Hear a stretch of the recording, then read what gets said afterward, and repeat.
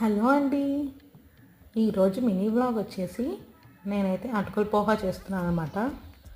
దీనికోసం అటుకుల్ని తీసుకొని శుభ్రంగా కడుక్కొని ఒక ప్లేట్లోకి పక్కన పెట్టేసుకోవాలన్నమాట.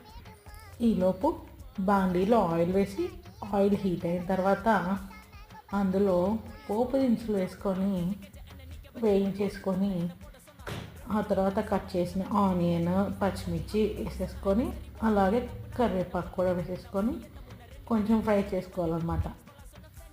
ఆ తర్వాత అందులో కొంచెం పల్లీలు, ఉప్పు, పసుపు వేసేసుకొని వేయించేసుకున్న తర్వాత స్టవ్ ఆఫ్ చేసుకొని ప్లేట్లో ఉన్న అటుకుని తీసుకొని అందులో వేసి కలిపేసుకోవాలన్నమాట.